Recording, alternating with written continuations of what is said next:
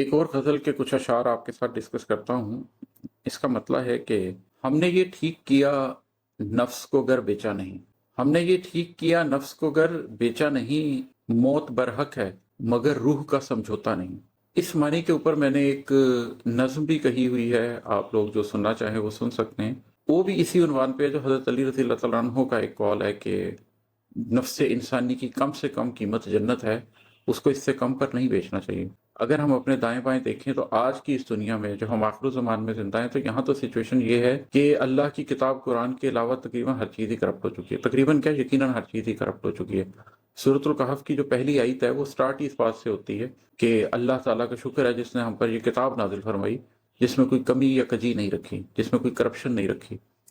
تو آپ دیکھیے کہ آخر زمان میں جو سورت آخر زمان کے لیے نازل ہوئی ہے، اس کی پہلی آیت ہی اگر یہ بات کہہ رہی ہے کہ اللہ کا شکر ادا کرو کہ تمہارے پاس ایک ایسی کتاب ہے جس میں کوئی کجی نہیں ہے۔ یہ آیت خود بتا رہی ہے کہ آخر زمان میں اس کے علاوہ ہر چیز میں کجی ہوگی۔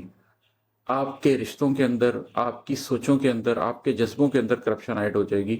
آپ دیکھ سکتے ہیں کہ ایجوکیشن سسٹم کس طریقے سے آپ کو انڈوکٹرائن کرتا ہے۔ آپ دیکھ سکتے ہیں کہ میڈیا آپ کو کس طریقے سے انڈوکٹرائن کرتا ہے، کیسے آپ دن رات ایڈورٹیزمنٹس دیکھتے ہیں اور میٹیریلزم آپ کو کیسے انڈوکٹرائن کرتا ہے۔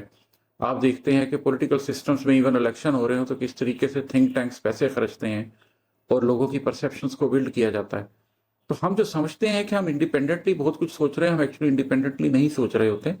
ہمارے نفس کو ایک رستے پر لگایا جا رہا ہوتا ہے اور ہم اس نفس کو فالو کر رہے ہوتے ہیں، نفس امارہ کو فالو کر رہے ہوتے ہیں، اور اس کے نتیجے میں ہم جو سمجھتے ہیں کہ ہم خود کر رہے ہیں وہ ہم نہیں کر رہے ہوتے ہیں۔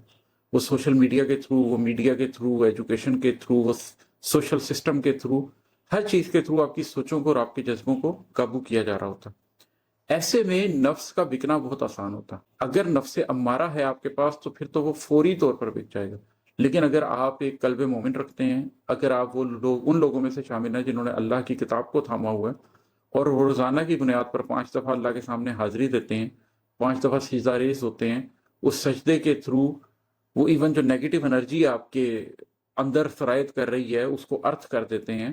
یہ بڑا لمبا موضوع ہے، اس پہ پھر کبھی بات کریں گے۔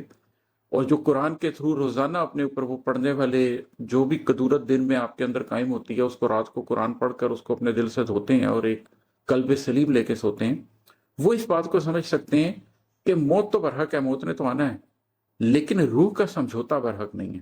اگر آپ نے اپنی روح بیچ دی، کچھ لوگ جانتے بوجھتے بیچ دیتے ہیں اور کچھ انجانے میں اپنی روح کو بیچ دیتے ہیں، تو پھر آپ کا انجام کچھ بھی نہیں ہے۔ تو یہی پہ یہ ہے کہ ہم نے یہ ٹھیک کیا نفس کو گر بیچا نہیں، موت برحق ہے مگر روح کا سمجھوتا نہیں۔